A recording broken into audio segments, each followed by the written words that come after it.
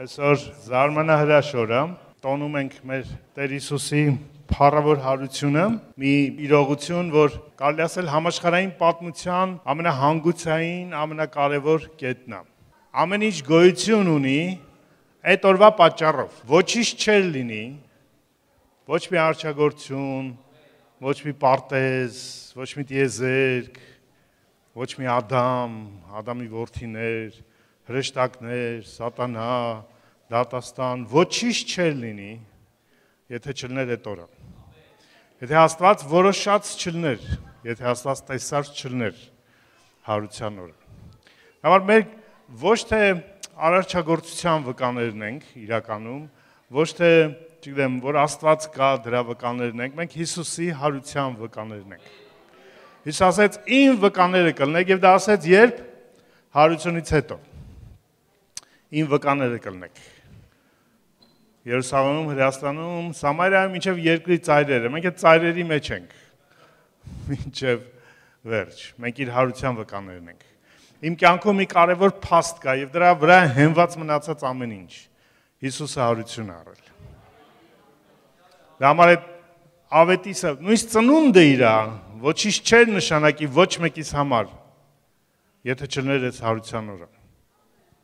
Ու Աստված արարեց, որոշեց հավիտենական կյանք, հավիտենական փրկություն միայն մի բանի պատճառով, իր որդու հարության պատճառով, ու իր շնորհիվ, փառք իրան։ Դա մեր որ դուք վկայում եք, պետք չի վկայել, չգիտեմ, քանի օրում արարվեց, ինչ երկրաբանական դրա համար հիմքեր կան, էվոլյուցիան ճիշտ է թե սխալ է, այդ ամենը էական չի, նրանք երկրորդական խնդիրներ են։ Էական հարցը է սա, Հիսուսը հարություն առել թե չէ։ Հիսուս Քրիստոսի, նույնիսկ պատմական Հիսուսը չի, որ եղել է այդ Հիսուսը, ապրել է, այլ այդ Հիսուսը հարություն առել թե չէ։ Ու իմ ու քո հավատքը, իմ ու քո անցյալի, ներկայի, ապագայի վստահությունը կապված է այդ կարևոր փաստի հետ։ Մենք շատ խոսել ենք եւ դեռ էլի խոսենք Հիսուսի հարության իրականությունից, բայց ես չեմ ուզում այսօր շատ հանդրադառնանք դրան։ Ամեն տարի խոսում ենք հարությունը մեր կյանքում ինչա նշանակում, նոր կյանքի նշանակությունը։ Երբ որ ես խոսում եմ ինչ-որ մեկի հետ, ով դեռ չի հավատում, բայց ինչ-որ հարցեր ունի, գուցե պատճառաբանություններ ունի չհավատալու, չի հավատում, որտեվ սա, չի հավատում, որտեվ նա, Ես միշտ նման մարդկանց մի հատ խորհուրդ եմ տալիս։ Ասում նայ հավատքը, հավատալը Հիսուսի հարությանը Աստծուն, դա գերբնական իրականություն է, ոչ որ քեզ չի մեղադրում իրականում անկարողության մեջ, որ դու չես կարողանում հավատալ, որ մեռելներից վերադարձ կա, հարություն կա։ Իրոք մարդկային տրամաբանության, փորձառության, պատմական որևէ իրողության իմաստով չկա մի տեղ, որի հիման վրա մենք կարող ենք ասենք մարդը կարող է հարություն առնել։ Ոչ թե վերակենդանանա, որտեղ վերակենդանացումներ եղել են, բայց հետո այդ մարդիկ նորից մահացել են։ Հարություն ասելով նկատի ունենք մի հատ անդառնալի փոփոխություն, ինչպես մահն էր անդառնալի, որ մահից հետո վերջ, չէ, չկար վերադարձ, այդպես էլ այս հարությունը անդառնալի է, այս հարությունից հետո էլ մահ չկա։ Նույնիսկ անհավատների համար, որոնք մի օր դատաստանին հարություն կառնեն, էլ մահ չի լինի իրանց համար։ Կլինի տանջանք հավիտենական, կլինի կորուստ հավիտենական, բայց մահ չի լինի։ Որտեղ մահը կընկղմվի հաղթության մեջ, Տիրոջ հարության, վերջնական հարության ժամանակ, որտեղ 3 հարության փուլ կա։ Առաջին եղել է նախ Քրիստոս, հարություն առավ, որ մենք տոնում ենք այսօր, հետո Քրիստոսինները մենք իր գալու ժամանակ եւ հետո թագավորելուց հետո 1000 տարի երևի երբ որ կգա վաղճանը, երբ որ բոլորին Աստված հարություն կտա, բոլոր մարդկանց, ու հարություն կտա, որտեղ Հիսուսը հարություն առել։ Հիսուսի հարությունն է պատճառը, որ թե մենք ենք հարություն առնելու, թե հետո բոլորն են հարություն առնելու, մենք դեպի կյանք, մյուսները դեպի դատաստան, որոշելու իրանց հավիտենական ճակատագիրը հարություն առած, կյանքի մեջ, բայց ինչպիսի կյանքի կախված այսօրվա իրանց ընտրությունից ու որոշումից։ Դավանհարությունը ամենակարևոր փաստն է, ու ես խորհուրդ եմ տալիս մարդուն ասում եմ, նայ, ես հավատում եմ, որտեղ ես անձամբ հանդիպել եմ հարություն առած Հիսուսին։ Իմ աթեիստական կյանքը, անհավատ կյանքը վերջացավ այն գիշեր, եւ որ այդ գիշեր ես Տիրոջ հետ կենթանի հանդիպեցի, խոսեցի ինձ հետ, լսեցի իրան։ Բայց դու չես կարող հավատալ, որտեղ ես հանդիպել եմ։ Դու պետք է հավատաս ինքդ քո անձնական փորձառությունով։ Եվ ասեն դու ընտրություն ունես։ Պատկերացա 50-50-ն է, թե փաստերը, որոնք հուսահարություն են առել, եւ կարծես հակասող փաստերը, օրինակ, եթե ինչ-որ մեկը տենց հավատում է։ Պատկերացա 50-50-ն է։ Բայց եթե չկա հարություն, ինչպիսին է կյանքը, միայն այն է, ինչ որ դու հիմա կարաս ապրես, ընկեր խմի, զվարճացի ինչքան կարող ես ու վերջ։ Էն էլ եթե կարող ես։ Եթե հարկայինը թույլ կտան, չէ՞ կամ հիպոթեկդ թույլ կտա քեզ։ Երկրորդ, եթե հարություն առել, կյանքը ավելի ինական երևում է։ Կյանքը ավելի երկար է, հավիտենական է, եւ չի սահմանափակվում մահով, եւ կյանքը ավելի մեծ արժեք ունի, քան ընդամենը ուտել խմելը, բազմանալը կամ զվարճանալը։ Եվ ասեմ դու ընտրի, ինչպիսին կուզես լինի այդ կյանքը։ Եվ դրա հետևից գնա բացահայտելու այդպես է թե չէ։ Ու եթե դու անկեղծ ես իրոք, Աստված քեզ կհայտնվի։ Աստված կբացվի քեզ, որովհետև չկա մեկը որ փնտրի եւ չգտնի։ Տեր Հիսուսին ինքը ասեց փնտրեք եւ կգտնեք։ Բախեք եւ կբացվի։ Չէ՞։ Ու դեռ չի եղել մարդ, որ անկեղծ իրոք ասի կարող է դա ճիշտ է, եթե ճիշտ է ավելի լավ ընտրություն է, քան կյանքը մենակ էսա ու վերջանում է գերեզմանով։ Ու դեռ չի եղել մարդիկ, ովքեր չհավատան Տիրոջը, որտեվ անկեղծ փնտրել են։ Հավատք տալիս է Աստված։ Այդ Աստծո գերբնական ներգործության մասն է, մենք չենք հավատացել, Աստված հավատացրել է մեզ իրական։ Բայց մենք կամեցել ենք, մենք որոշել ենք, մենք ուզել ենք, մեր կողմից քայլ է եղել։ Դավար մի զորեք մարդկանց հավատալու, օգնենք իրենց, տեղ տանք, հնարավոր դարձնենք, որ իրենք գոնե ցանկանան համոզվել, ճիշտ է թե չէ։ Մնացած Աստծո գործն է։ Փառք Իրան։ Ու մի օր, երբ որ կգա ինքը երկինքները ճեղքելով ու որդու մարդու նշանը կերևա ողջ երկրագնդի վրա, ինչպես կայծակն է երևում։ Այն ժամանակ շատերը կողբան, կլացեն, ասեն ինչի ես չուզեցի։ Եվ նրանք, ովքեր հավատքով սպասում են այդ օրվան, ցնծալով կաղաղակեն։ Պատկերացնում եք այդ օրը ինչ ամենաաղմկոտ օրն ալնելու աշխարհի, որտեղ գրված Աստծո փողով, հրեշտակապետի ձայնով, չէ՞, ու այդքան էլ մարդ երկրի վրա կգորգռան այդ նշանը տեսնելով։ Ամենաաղմկոտ օրը կլինի մարդկային պատմության մեջ։ Հարուցյալ Տեր Հիսուս Քրիստոսի գալուստը։ Այդ ժամանակ որ մեկը կասի, հա, տես հավատում եմ, ուշ արդեն։ Էլ իմաստ չունի։ Մի բանին որ տեսնում ես, անիմաստ ասել, չէ, չեմ հավատում։ Հիսուս ասեց Երանին նրանց որ չեն տեսել ու հավատացել են։ Փառք Իրան։ Ես ուզում եմ այսօր ուղղակի ավարտեմ նաև այն ինչ որ մենք սկսել ենք խոսելով Հիսուսի հարության խորհրդի իրականում մասին, բայց այն ճանապարհի, որով մենք անցնում ենք։ Հիշում եք խոսեցինք վեճը ճանապարհին, չէ, ով է մեծ, վախը ճանապարհին։ Այսօր խոսենք այդ հարուցյալ կյանքի, հա, նոր կյանքի ճանապարհին, էլ ինչեր կան մեզ սպասող։ Մենք բոլորս մեր ճանապարհն ենք անցնում, հա, մենք ասպարեզ ենք անցնում։ Պողոս առաքյալը նույնիսկ ասում է մենք ատլետի նման վազում ենք այդ ասպարեզը դիմաց ունենալով Հիսուս Քրիստոսի վերին պարգևը, վերին կոչումը, հա, որ մեզ տրված է։ Ու բոլորս ենք, Պողոս ասում է բոլորն են գնում, բոլորն են այդ ճանապարհի վրա կարծես, բայց բոլորը չի որ ցավոք կհասնեն։ Հուդան էլ էր այդ ճանապարհին, չէ, 12-ի մեջ էր, կանչված էր առաքյալ լինելու, կանչված էր այդ Երուսաղեմի 12 պարիսպների հիմքերի վրա գրված են 12 առաքյալների անունները։ ինքը կանչված էր այդ կոչում ունենալու, այդ անունը այնտեղ գրվելու։ Պետք է լներ Հուդա Իսկարիովտացի, դա էր նպատակը։ Աստված չէր կանչել, որ ինքը մատներ Հիսուսին։ Բայց թյուր կարծիք կա, որ Աստված կանչեց, որ ինքը մատնի։ Եթե Աստված կանչեց իրան կամ Հիսուսը կանչեց իրան, որ մատնի իրան, ուրեմն ինքն է մեղավոր իր մատնության մեջ։ Ինքն է ստեղծել այդ մատնության հնարավորությունը։ Եթե դու մեկին մի հատ միջավայրում ես դնում, որտեղ իմանալով, որ ինքը կարող է սխալվել ու դնում ես, որ ինքը սխալվի, դու ես մեղավոր դրա մեջ։ Ինքը իր մեղավորություն ունի, բայց դու մասնակից ես, հանցակից ես։ Նույնիսկ աշխարհիկ իրավական համակարգում կա դրդման մեղավորություն, երբ որ մեկին դրդում են որևէ հանցանքի, դու հանցակից ես դառնում։ Ինչ եք դնում, Աստված հանցակից է ու դա մատնությանը ոչ։ Ինքը կանչվել էր տեղ ունենալու։ Այո, կանխատեսումը Աստվածային այդ էր, որ ինչ որ մեկը կմատնի, բայց ոչ թե որ Աստված Հուդային ուզում էր, որ ինքը մատներ։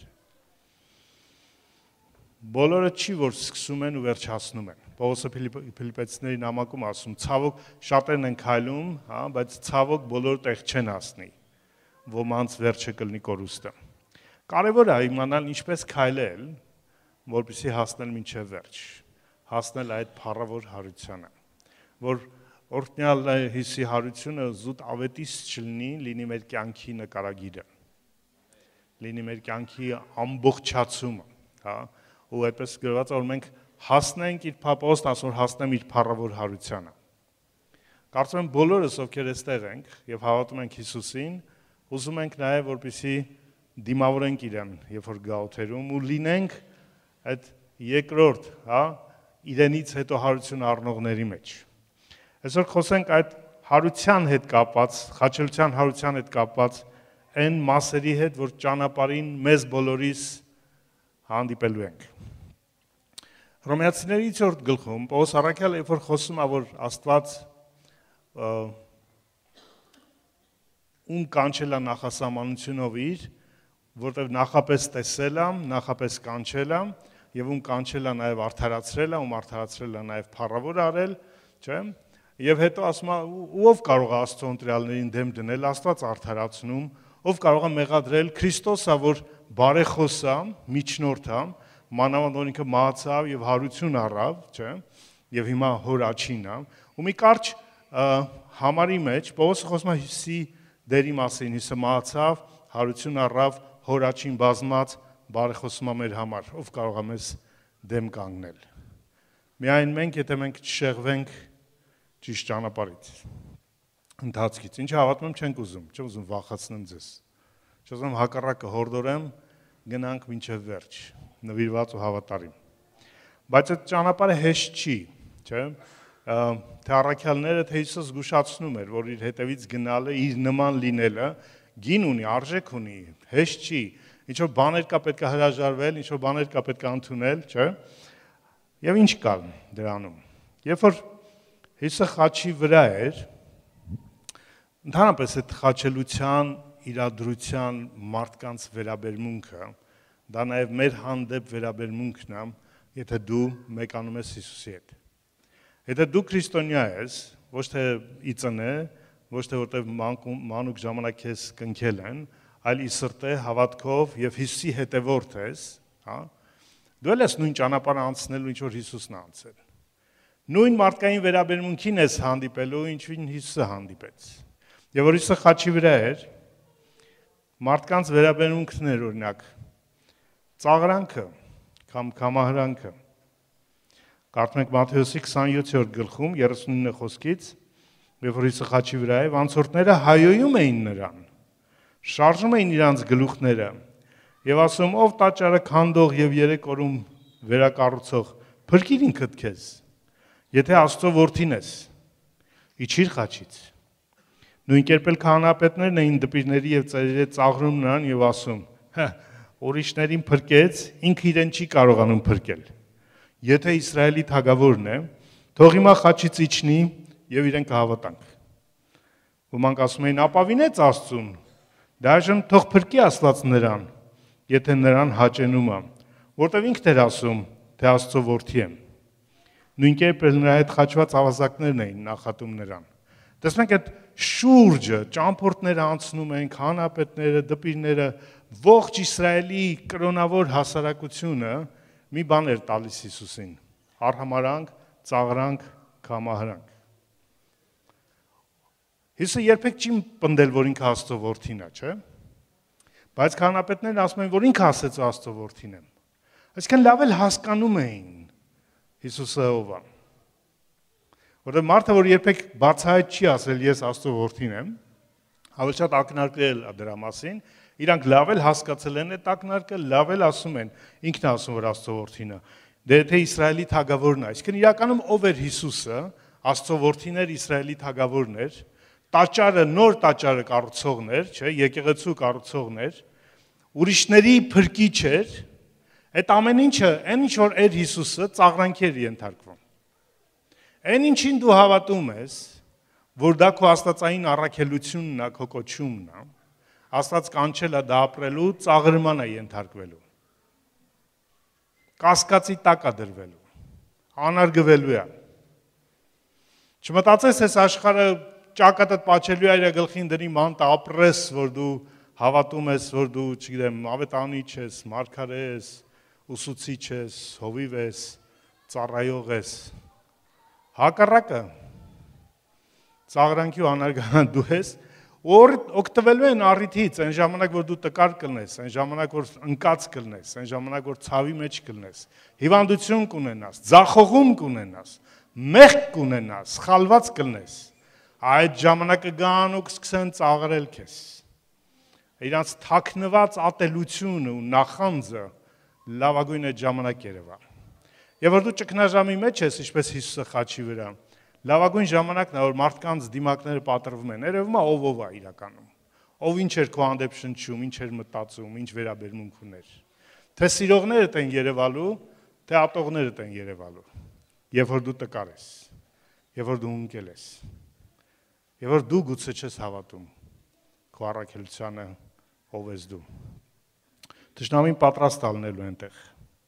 Եսային իր մարգարեության մեջ կարդում ենք 53-րդ գլխի 3-րդ խոսքն է. նա անարգվեց եւ մերժվեց մարդկանցից, վշտերի տեր եւ ցավերի տեղյակ դարձավ։ Մեկի պես եղավ, ումից երես ենք դարձնում, կամահրվեց եւ նրան չհարգեցինք։ Սա թե Հիսուսի պատկերն էր, որ Եսային 700 տարի առաջ տեսավ ու խոսեց, թե բոլոր նրանց, ովքեր հետևում են Հիսուսին։ Մեզ պետք է ազատ լինել աշխարհի ու մեր այդ աշխարհում ապրելու, գնալու վարդագույն պատկերացումներից։ Այս աշխարհը այն աշխարհը չի, որտեղ աստվածայինը, Աստծո որդի լինելը, արդար լինելը, ազնիվ լինելը, նվիրված լինելը, հավատարիմ լինելը գնահատվում է։ Մարդիկ, ովքեր իրանց ինքնությունը գտնում են Աստծո մեջ, այս աշխարհի համար մերժելի են։ Հիսուս ասաց, եթե աշխարհը ձեզ կատի, հիշեք ձեզնից առաջ ինձ ատել։ Այսինքն այն, որտեղ աշխարհը իրեններին սիրում, ասես Տերը, Հովանու ավետարանում են կարդում, բայց դուք այս աշխարհից չեք, որտեղ ես ընտրել եմ ձեզ, ես կանչել եմ ձեզ։ Ու քանի որ կանչել եմ ու մենք դարձել ենք իրենը, այդ որ երգում ենք, հա, ես ապրում եմ քո համար։ Այս չի սիրում աշխարհը, որ դու չես ապրում իր համար, չես ապրում, չգիտեմ, պետության համար, համակարգի համար, ապրում ես Աստծո համար, որ դու Քրիստոսի հետևորդն ես, որ կյանքիդ արժեքները որոշվում են Աստծո խոսքով եւ ոչ թե այլ իրականությամբ դա մշակույթն է կամ չգիտեմ ինչն է։ Դու վտանգավոր մարդ ես այս աշխարհի համար։ Դու մերժելի ես, քեզ կխաչեն։ Խաչը այդ ծաղրանքի անարգանքի տեղն է նաև իրանց համար։ Ինչ արեց Հիսուսը ծաղրողներին։ Ոչինչ։ Հիսուսի պատասխանը լռությունն էր։ Որևէ ծաղրանքի, որևէ արհամարանքի, որևէ անարգանքի Հիսուսը չարձագանքեց։ Կարծես արհամարեց արհամարանքը։ Անարգեց անարգանքը, ոչ թե մարդկանց, բուն երևույթը, բուն իրականությունը։ Թշնամու ուզած է դա, որ մեզ մտցնի այդ բանավեճի մեջ, ինքնաարդարացման, ինքնախղճարության, չգիտեմ ինչի մեջ մտցնի այնտեղ ու ոչնչացնի մեր ինքնագիտակցությունը, մեր ինքնությունը։ Հիսուսը արհամարեց, որտեվ կարիք չուներ արձագանքելու, ինքը գիտեր ով է ինքը իր մեջ։ Ինքը գիտեր ինչու է այդ խաչի վրա։ Ինքը գիտեր, որ այդ խաչը ոչ թե հակասում է իր ով լինելուն, այլ հենց իր ով լինելու պատճառով է։ Երբ որ ես ու դու որևէ դժվարության խնդրի մեջ ենք լինում, հիշենք, որ մենք այնտեղ ենք, որովհետև ով ենք, ոչ թե մեր խնդիրները մեզ բացառում են մեր ինքնությունը, այլ հակառակը հաստատում են։ Նրանք ինչի մարդիկ աշխարհում խնդիր չունեն խնդիրների մեջ լինելու, բարոյական խնդիրներ եւ այլնի, ոնց որ Աստծո ասում, մեղքը ջրի պես խմում են։ Խնդիր չունեն դրա համար իրենք։ Հակառակը խնդիր ունեն քո արդարության հետ, քո ազնվության հետ, քո ճիշտ լինելու մեջ հետ։ Հիշի, երբ որ դու կգնես որևէ խնդրի, փորձանքի, դժվարության, բոլորս անցնելու ենք, ոչ մեկ անմասն չի մնալու դժվարություններից։ Դա կլինեն ընտանեկան դժվարություններ, առողջական, աշխատանքային, չգիտեմ, տարբեր կարող են լինել։ Ու դա չի հակասում մեր ով լինելուն, այլ հակառակը մեր ով լինելու պատճառով է։ Դու ունտեղ ես, որտեղ Աստված ուզում է դու լինես։ Աստված չի կարող պատահականությունների Աստված լինել։ Չկա Աստծո մոտ պատահականություններ, անկանխատեսելի։ Մենք մեր վկայությունը այսօր այնքան ցավոք սրտի, այնքան տկար Աստծո ենք ներկայացնում։ Մենք ոնց որ սատանան է անում, ու Աստված չի կարողանում ոչ մի բան անել։ Սատանան է անում, էլի մարդիկ են անում, Աստված էլ sense ձեռը ոտ կապած չի կարողանում ոչ մի բան անել, ասում է դե սատանան անում, ես ինչ անեմ։ Գիտեք Մարգարեն ինչ էր ասում 5 տականում։ Հնարավոր է որ չարիք լինի քաղաքում, եթե Եհովան չի արել դա։ Որովհետև Աստծո ժողովրդի կյանքում ոչինչ չի կարող պատահական լինել։ Աստծո ընտրյալների կյանքում ոչ մի բան չի կարող պատահական լինել։ Ոչ մի բան չի կարող Աստծո կամքից այն կողմ լինել, Աստծո կամքից դուրս լինել, Աստծո կարողությունից, հնարավորությունից այն կողմ լինել։ Այն ինչ որ կա, որտեղ Աստված կամեցել է, որ լինի իմ ու քո կյանքում, թե լավ, թե վատ բաները, թե դժվարությունները, թե ձեռքբերումները, թե կորուստները, թե ցավերը, թե ուրախությունները, թե օրհնությունները։ Ամեն բան իմ ու քո կյանքում որոշվում է Աստծո կամքով։ Ու նրանք, ովքեր այդ ինքնություն ունեն, այդ որոշում ունեն, այդ ճանաչում ունեն Աստծո իրանց կյանքում, խաչը իրանց չի զրկում, իրանք կարիք չունեն պատասխանեն այդ ծաղրանքներին, արհամարանքներին։ Իրանք շարունակում են կենտրոնացած մնալ հոր վրա։ Այդ ամեն ծաղրանքների մեջ Հիսուսը մի բան պատասխանեց. հայրների սրանց, որտեղ չեն հասկանում ինչ են անում։ Ինքը չխոսեց իրենց հետ, ինքը խոսեց հոր հետ։ Հոբը չասեց Աստված տվեց, բայց սատանան վերցրեց։ Հոբը ասեց Աստված տվեց, Աստված էլ վերցրեց։ Մենք մոռանում ենք, վախենում ենք ասում ենք, դե COVID-ը տարավ, չգիտեմ, պատականությունը տարավ, չգիտեմ, ինչ-որ վատ իրավիճակը տարավ։ Մոռանում ենք, որ մեր կյանքը ամբողջությամբ կառավարվում է ու պատկանում է Աստծո կողմից։ Հավիտենական, անսահման, ամենակարող, ամենագետ, երկինք ու երկիր ստեղծող Աստծո կողմից։ Հիսուսի խաչը լավագույն օրինակն է մեր համար դրա համար։ Դա պատահականության տեղ չէր որդու համար։ Դա հոր կամքի տեղն էր։ Ինքը պիտի լիներ այնտեղ չարչարվելու։ Ու ես ու դու էլ գտնվում ենք տեղերում, որտեղ Աստված կամեցել է լինելու։ Երբեք քո կյանքի համար այն բաներում, որոնք աշխարհը կփորձի ծաղրել քեզ, չարձագանքես այդ ծաղրանքին։ Մնա Աստծո կամքի վրա կենտրոնացած։ Ու իմ ու քո դավանանքն է։ Ես այնտեղ եմ, որտեղ Աստված ուզում է, որ ես լինեմ։ Ես այնտեղ եմ, որտեղ Աստված թույլ է տվել, որ լինեմ։ Անկախ մեր ողբերգություններից, կորուստներից կամ ձեռքբերումներից, միևնույնն է, իմ ու քո կյանքում կա այն ինչ որ Աստված կամեցել է, որ լինի։ Ու երբ որ դու այդպես ես ապրում, ոչինչ քեզ չի կոտրում։ Ոչ մեկի ծաղրանքը կամ հեգնանքը կամ արհամարանքը քեզ չի վնասում։ Տեղեր կա մեր կյանքում, որ մարդիկ կարող են կողքից նայել ու ինչ-որ բաներ գտնել, ասենք, չգիտեմ, բան չես աղքատ, բան չես հիվանդ, բան ինչի չես ամուսնացել, ինչի երեխա կորցրիր, ինչի չգիտեմ, այնքան տեղ կա, որ կարող են ասել, բայ եթե Աստծո, այդ կարող են մարդիկ ասել, որոնք չեն ճանաչում Աստծուն։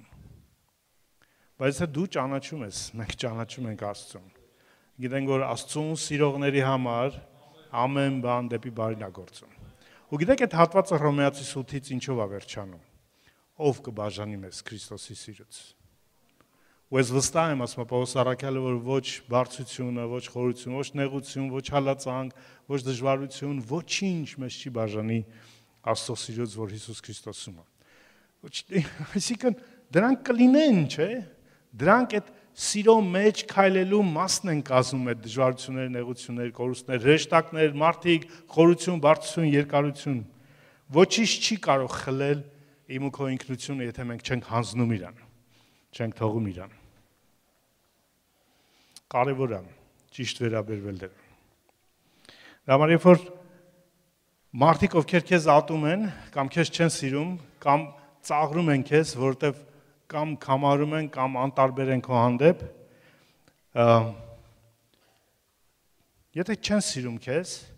ուրեմն ճիշտ կարծիք չունեն քո մասին, իրականում։ Մենք ճիշտ կարծիք ունենք նրանց մասին, ում սիրում ենք, ումով հետաքրքրված ենք, ում հետ անկեղծ ենք։ Եթե մեկը այդ անձը չի, ինչու անհանգստանալ իր կարծիքով։ Եթե մեկը քեզ չի սիրում, եթե մեկը ծաղրում է, կամ արհամարհում է, կամ վիրավորում է, ինչու իր կարծիքին անհանգստանալ, որտեղ մեկը ինքը չի սիրում, իր կարծիքը չի կարող ճիշտ լինել քո հանդեպ։ Բայց եթե քո կյանքում կա այդպես իրականություն, գիտեք, երբ որ մի դեպք կա Գործք առաքելոցում գրված, երբ որ Պողոսին արդեն ձերբակալել էին ու տեղափոխում էին Հռոմ, նավաբեկության ենթարկվեցին, շաբաթներ փոթորիկի մեջ էին, եւ Աստված հայտնվեց հրեշտակի միջոցով, ասեց Պողոս, Աստված քո աղոթները լսել է, թե դու ես փրկվելու, որտեղ դու պետք է Հռոմ գնաս, որտեղ ես որոշել եմ պետք է Հռոմում կայսրի առաջ վկայես իմ համար, նաեւ Աստված քեզ կտա բոլոր նրանց, ովքեր այդ նավի վրա են։ Միայն ու Պողոս ասեց,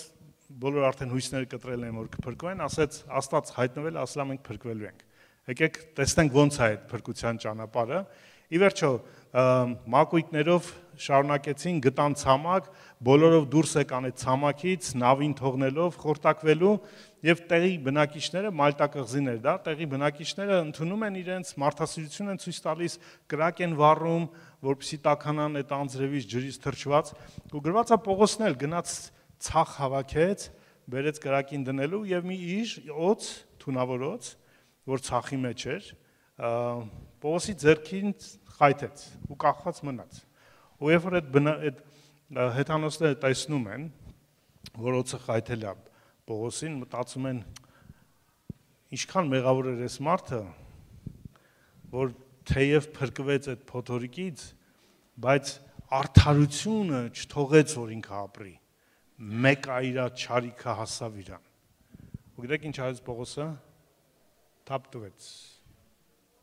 կրակի մեջ։ Բոլոր այդ արհամարանքները, ծաղրանքները ընդամենը թափ տվր։ Լուրջ մի ընդունի։ Որով քոտերն էլ այդպես արեց։ Երկրորդ վերաբերմունքը, որ տեսնում ենք, այո, մարդիկ կան, որոնք մեզ ատում են, չեն սիրում, արհամարում են, ծաղրում են, ուրախանում են, երբ որ մենք սայթակում ենք,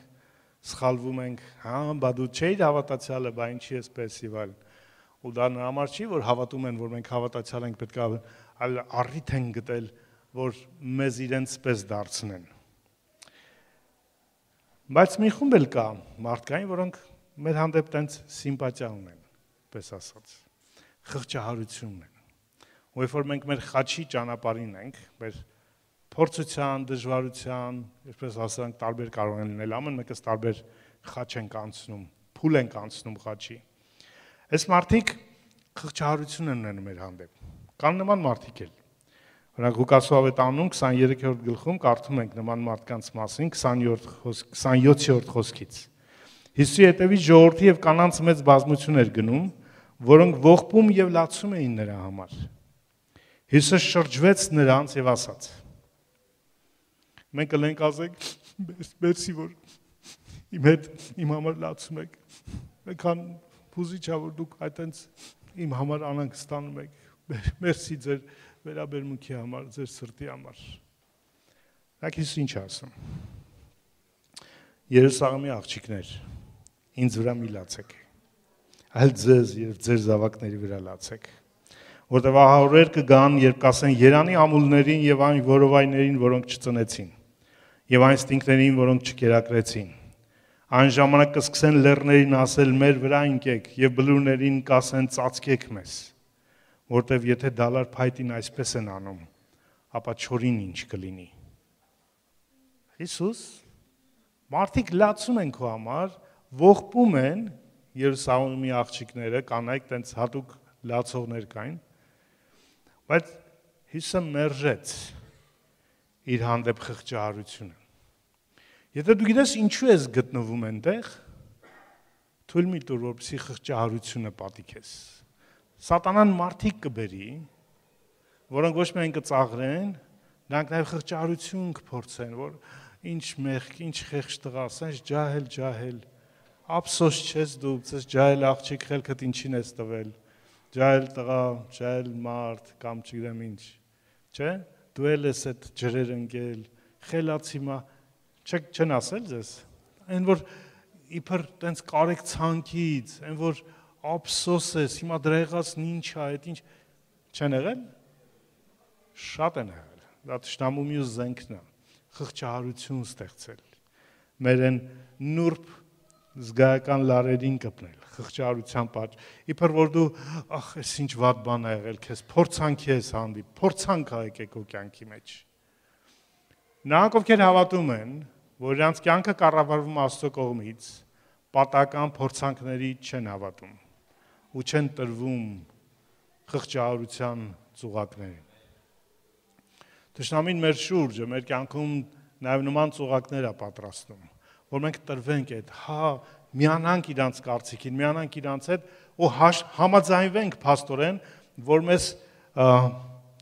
չպլանավորված Աստծո կողմից, չկառավարվող Աստծո կողմից, Աստծո կամքից, տեղեկությունից դուրս մի բան է եղել մեր կյանքում։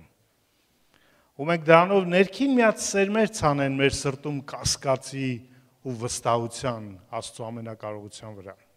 Ստացվում է, որ Աստված այնքան չկա ու չկարողացավ մեզ պաշտպանել։ Լացում են, որ փաստորեն Աստված չկարողացավ իր որդուն պահել խաչելությունից։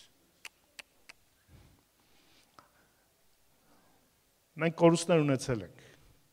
սիրելի մարդկանց, ծառայողներ, ու միշտ ինձ Աստված էս խոսքն ասել, քեզ թվում է ես չէի կարող,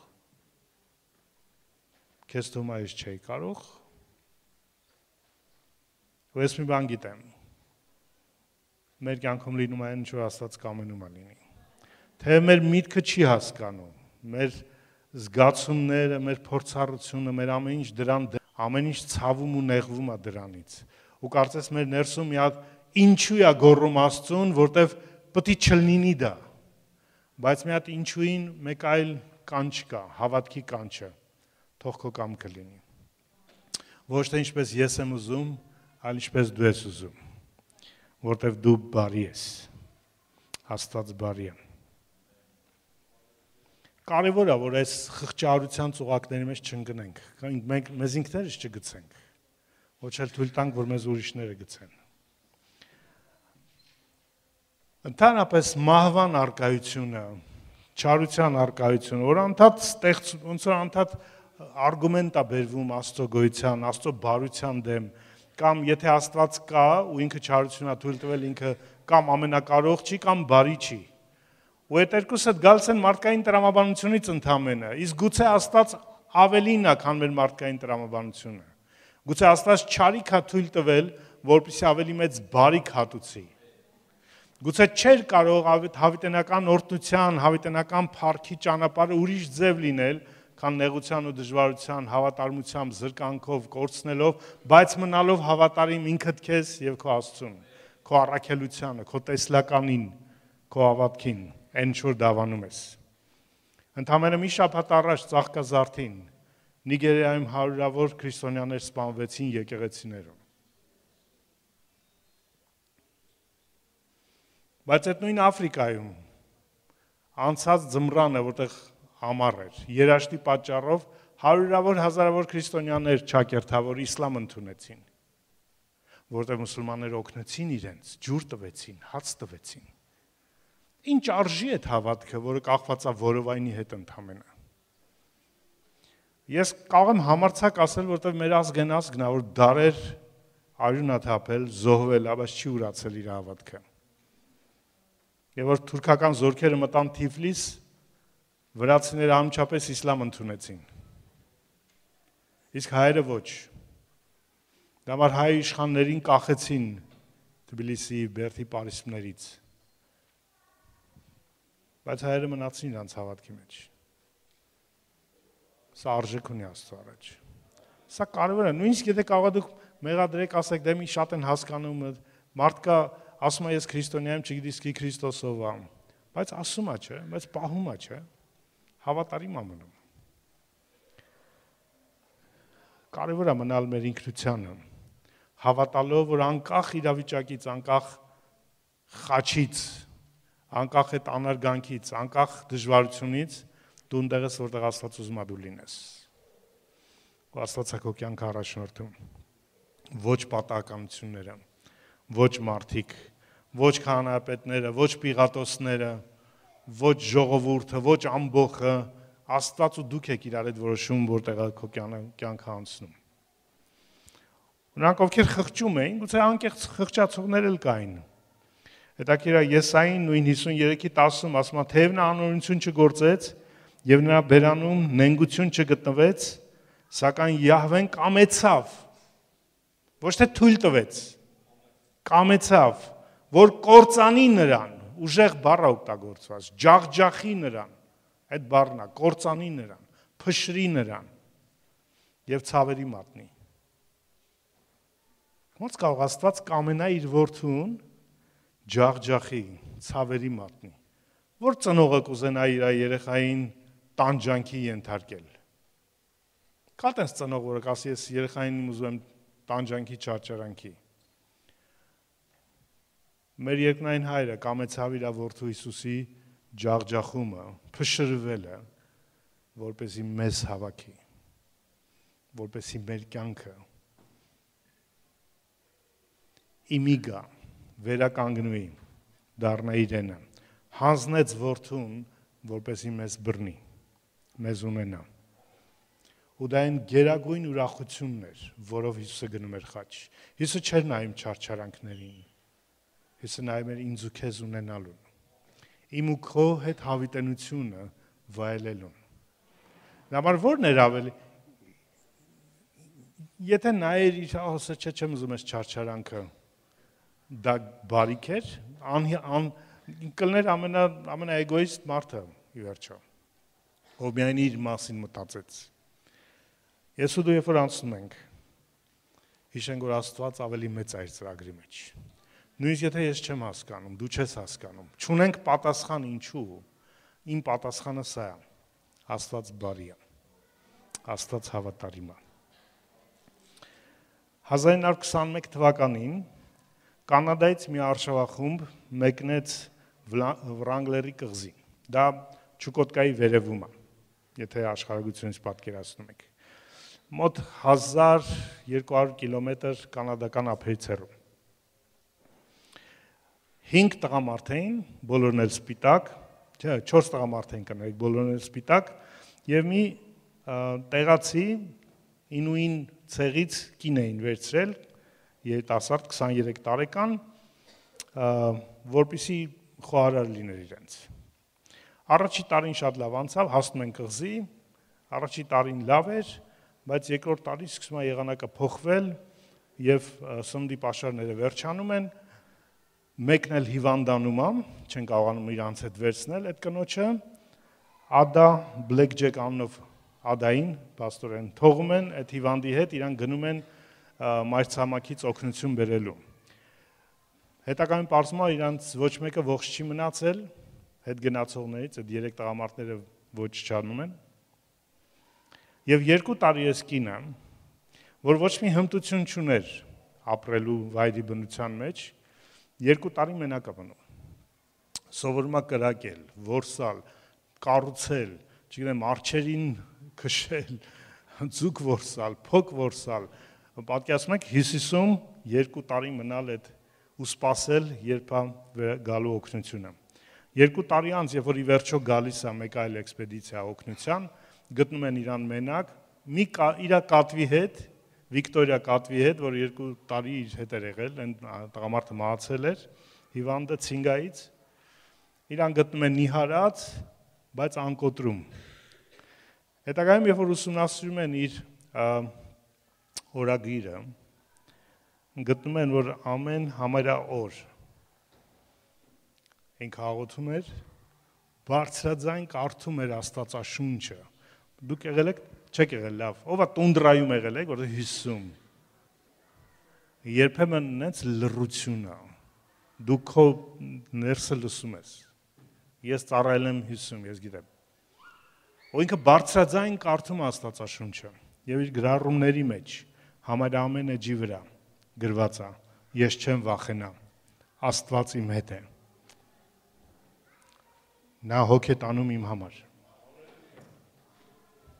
Աստված իմ հետ է։ Կարող էր, չէ, ընկնել այդ խղճահարության մեջ, ուր ես, ինչու է այսպես, այդ մարդիկ ինձ թողեցին, դու ինձ թողեցիր, չէ, ու Եղիայի պես իմ կյանքն էլ դու վերցրա պրծնենք այստեղ։ Բայց այդ կինը շարունակեց, որտեղ գիտեր Աստված ուզում է իրան լինել այնտեղ, որտեղ ինքը գտնվում է։ Հետո երբ որ ինքը վերադարձավ Կանադա, հետո Ամերիկա, իր մասին գրեցին, սկսեցին տպագրել, գրքեր տպագրվեցին եւ այլն, ու իր հոնորարներով, այն գումարը, որ ինքը վաստակեց դրա պատճառով, իր պատմության պատճառով, ունակ եղավ բուժելու իր տղային, որի համար գնացել էր իրականում։ Ու այն գումարը, որ իրան խոստացել էին, իրականում շատ քիչ էր բուժելու իր տղային, տուբերկուլոզ ուներ։ Ու հակառակը, այդ նեղություններից հետո անցնելով, ինքը գումարը վաստակում, որ ունակ ալնում բուժելու իր երեխային եւ ավելի համոզվելու Աստված հավատարիմ է, Աստված բարի է։ Եվ վերջինը, եւ որ դու մնում ես հավատարիմ քո խաչի ճանապարհում, արհամարում ես արհամարանքը, մերժում ես խղճահարությունը ու շարունակում ես մնալ Աստծո կամքին վստահ քո ճանապարհի մեջ, մի բան կա, որին արդեն ականատես կլնես։ Մարկոս 15:39 Եվ հարյուրապետը, որ կանգնած էր այնտեղ Հիսուսի դիմաց, տեսնելով, թե ինչպես է Հիսուսը մահացել, աղաղակելով ու հոգին ավանդել, ասաց. այս մարդը հիրավի Աստծո որդին էր։ Եվ որ դու մնում ես մինչև վերջ, քեզ կհարգեն եւ կճանաչեն։ Ուրիշները կճանաչեն ով ես դու, քո ինքնությունը։ Ու սա հարությունից հետո չի հռչակվում։ Սա դեռ խաչն է, մահն է նույնիսկ։ Հռոմեացի հարյուրապետին կոչել Հիսուսին Աստծո որդի, այդ նշանակում էր ինքը ուրանում էր կայսրին, որտեղ ամեն հռոմեացի զինվոր երթում տալուց կայսրի առաջ կայսրում էր, երթվում էր, որ կայսրը Տեր է եւ Աստված է։ Ու հիմա ինքը դավանում է մեկ այլ Աստծո, մեկ այլ Աստվածություն։ Հիսուսին, որը մահացավ, հələ հարություն էլ չի առել։ Այդքան ուժեղ է ճանաչման դավանանքի հարգանքի ուժը, երբ որ դու անկոտրում ես, մնում ես հավատարիմ քո կոչմանը, քո ինքնությանը, քո ճանապարհին, անկախ նրանից ինչով ես անցնում։ Ու այդ ամեն ինչին դու նայում ես որպես քո ճանապարհի մասը, ոչ որպես փորձանք, ոչ որպես պատականություն, ոչ որպես իրադրություն, որ Աստծո կառավարումից դուրս է, Աստծո հնարավորություններից դուրս է, այլ ամեն ինչ Աստծո կամքի, Աստծո ձեռքերի մեջ է։ Դա մար խաչի վրա հնչեց. Հայր, քո ձեռքերի մեջ եմ հանձնում իմ հոգին։ Սա ամեն այդ հորը ճանաչող, վստահ իր սիրո, իր հավիտենական կարողության ու դիտավորության վրա վստահ մարդու դավանանքը։ Ուզում եք մարդիկ ճանաչեն, ով ենք մենք, դա պատմելով, երգելով, բուկլետներով չի, դա կյանքով, որ անցնում ենք ճանապարհով, որտեղ վստահ ենք մնում, ով ենք մենք եւ ով է մեր Աստված։ Դրա համար կա հարությունը։ Ու հարությունը արդեն Աստծո ապացույցն է, Աստծո կնիքն է, Աստծո նշանն է։ Չկա մահ, որտեղ դու կմտնես, չկա խաչ, որտեղ կանցնես, որից հետո հարություն չկա, որից հետո լուծում չկա, որից հետո փառք չկա, որից հետո Աստծո զորության կարողության գալը չկա։ Ու երբ որ դու մնում ես հավատարիմ մինչև վերջ, դու հարությունը տեսնում ես։ Եկեք ոտքի կանգնենք։ Ու հրավիրենք մեր փառաբանության խմբին վեմ։ Ու եկեք աղոթքով մեր սիրտը բերենք Տիրոջ առաջ։ Ու խնդրենք, որ մեզ օգնի հավատարիմ մնալ մինչև վերջ, հավատացող մնալ, որովհետև հավատարմության բառի արմատը հավատք բառն է, որ ոչ մի նեղություն, ոչ մի դժվարություն, ոչ մի փորձություն, ոչ մի մարդկային, չգիտեմ, խղճահարություն, արհամարհանք, ոչ մի բան